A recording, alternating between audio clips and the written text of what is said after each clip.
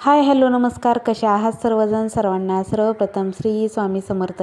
छान आणि सुंदर दिवसाची सुरुवात झालेली आहे. अशी तर दिवसाची सुरुवात झाली तर किती दिवस सुंदर जातो. बघू शकता आपले सूर्यदेवता आहेत ना, किती छान उगवलेले आहेत. सकाळचं वातावरण इतकं प्रसन्नदायी असतं ना की मन असं मस्त हे होऊन जातं.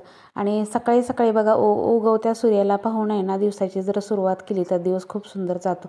तर सकाळी सकाळी सूर्यदेवाचं दर्शन झालं छान आणि त्यानंतर घेतली देवपूजा करायला. आंघोळ वगैरे झाली, देवपूजा करायला घेतलेली आहे.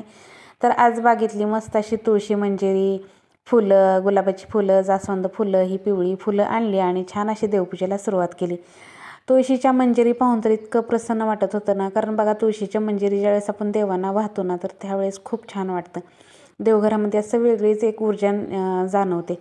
तर आज एकादशी होती, त्यानिमित्त म्हटलं चला आज तुळशी भगवान विष्णूंना, विठ्ठल रुक्माईला आपल्या तुळशी वाहून घेऊया आणि छान अशी सुंदर पूजा करून घेऊया.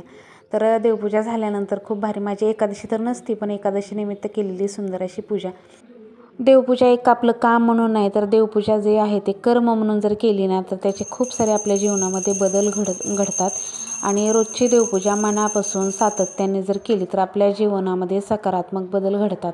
आपल्या जीवनावरती खूप सारे सकारात्मक त्याचे परिणाम होतात. त्यामुळे देवपूजा ही नित्य नियमाने न चुकता रोजच्या नेहमीच्या टायमिंगलाच करावी. त्याचे खूप सारे फायदे आहेत आपल्याला. रोज त्याच टायमिंगला जर देवपूजा आपण केली, खरं तर प्रत्येकाला पॉसिबल होत नाही ती गोष्ट, मलासुद्धा होत नाही कधी कधी. टायमिंग इकडं तिकडं होतं माझ्याकडून सुद्धा, पण रोज नित्यनेमाने देवपूजा ही करायलाच पाहिजे. आणि अशी फुलं वाहून देवपूजा केली, छान अशी सुंदर रांगोळी काढली. काल एका ताईची कमेंट आली होती की ताई तुम्ही स्वस्तिक जे काढले नाही तसे आम्ही काही काढत नाही, पण मी पण रांगोळी म्हणून काढत असते. आणि जर असं प्रॉपर काढायचं असेल तर अशा पद्धतीने काढते. बघू शकता आजचं स्वस्तिक प्रॉपर काढलेलं आहे. आणि कधी कधी रांगोळी डिझाईन म्हणून मी स्वस्तिक काढते, त्यामुळे एवढं काही म्हणजे मनावर घेत जाऊ नका ताई. रांगोळी म्हणून काढत असते मी. म्हणजे एक आपल्याला खरंच स्वस्तिक जे आहे ना ते प्रॉपर काढायचं तर ते वेगळं असतं. आणि रांगोळीमध्ये आपण कसं पण काढू शकतो, त्यामुळे रांगोळी एक डिझाईन म्हणून मी स्वस्तिक कधी कधी काढत असते.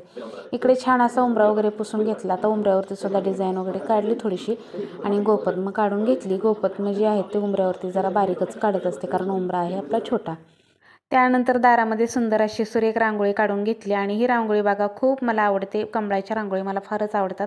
आणि पाठीमागं सुद्धा माझा एक कमळाच्या रांगोळीचा, म्हणजे ही रांगोळी काढली ना, ह्या रांगोळीचाच व्हिडिओ खूप व्हायरल गेला होता, सगळ्यांना खूप आवडला होता.